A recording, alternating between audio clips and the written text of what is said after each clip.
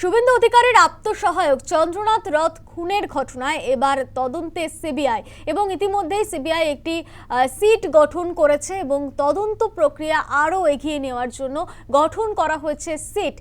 আপনারা জানেন মধ্যমগ্রামে কিন্তু শুভেন্দু অধিকারীর আত্মসহায়ক চন্দ্রনাথ রথকে খুন করার ঘটনা এবং খুনের মামলায় এবার তদন্তে সিবিআই একটি বিশেষ তদন্তকারী দল গঠন করলো। এবার সিবিআই আন্তঃরাজ্য যোগসূত্রের সম্ভাবনা খতিয়ে দেখতে গঠন করা হয়েছে সিট। দলের নেতৃত্বে সিবিআই এর ডিআইজি পঙ্কজ কুমার সিং।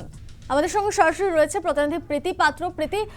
ইতিমধ্যেই সিট গঠন করেছে সিবিআই এবং অন্যদিকে একাধিক চাঞ্চল্যকর তথ্য উঠে আসছে চন্দ্রনাথ রথ খুনের ঘটনায়, কি জানা যাচ্ছে? একেবারে প্রথমে বিকাশ পাঠক, তিনি ধানবাদ থেকে রয়েছেন, অমিত কুমার পাটনা রাঁচি থেকে রয়েছে, কুলদীপ এবং বিবেক শ্রীবাস্তব তিনি কিন্তু লখনৌ থেকে রয়েছেন। এই সমস্ত আধিকারিকদের নেতৃত্বে যে সিট গঠন করা হয়েছে সেই সিট কিন্তু এবার চন্দ্রনাথ রথের যে খুনের তদন্ত সেই খুনের তদন্ত করবেন এবং তার পাশাপাশি ইতিমধ্যেই তদন্তকারী আধিকারিকদের হাতে একাধিক তথ্য সামনে এসেছে। যে কথা আমরা প্রথম দিন থেকে বলছিলাম যে হঠাৎ করে কোনো ঘটনা নয়, একেবারেই ঠান্ডা মাথায় পরিকল্পনা করে কিন্তু গোটা ঘটনা ঘটানো হয়েছে এবং ইতিমধ্যেই তদন্তকারীদের হাতে যে চাঞ্চল্যকর তথ্য উঠে এসেছে, যেটা আমরা সূত্র অনুসারে জানতে পারছি যে একাধিক গ্যাং থেকে কিন্তু বাছাই করে একেবারে যারা ক্রিমিনাল রয়েছেন, দাগি ক্রিমিনাল, তাদেরকে কিন্তু এই খুনের ঘটনার জন্য বরাদ দেওয়া হয়েছিল।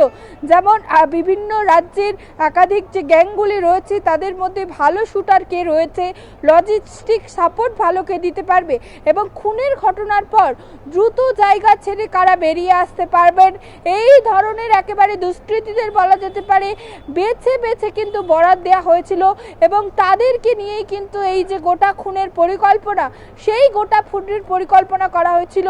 এমনটাই কিন্তু তদন্তকারী আধিকারিকদের সূত্রের খবর। এবং ইতিমধ্যে আমরা জানি 3 জনকে গ্রেপ্তার করা হয়েছে, যারা কিন্তু প্রত্যেকেই ভিন রাজ্যের বাসিন্দা এবং ইতিমধ্যেই যে তথ্য সামনে আসছে যে বক্সার থেকে অভিযুক্তরা তারা কিন্তু গাড়িতে করে এখানে এসেছিলেন, যশোর রোডের কাছে তারা গাড়ি থেকে নেমে পড়েন এবং তারপরেই কিন্তু গোটা যে পরিকল্পনা তারা করেছিলেন সেই পরিকল্পনা মাফিক গোটা ঘটনা তারা ঘটায়। এবং খুনের আগে আমরা জানি চন্দ্রনাথ রথ যখন গাড়ি নিয়ে আসছিলেন প্রথমে কিন্তু একটা 4 চাকা গাড়ি তার গাড়ির সামনে দাঁড়িয়ে পড়েন এবং তারপরেই পেছন থেকে বাইকে আসা দুষ্কৃতীরা তাকে গুলি চালায় এবং এই যে গাড়ি অর্থাৎ এই 4 চাকা গাড়িটি ঘটনাস্থল অর্থাৎ যেখানে খুনের ঘটনা ঘটলো সেখানে একেবারে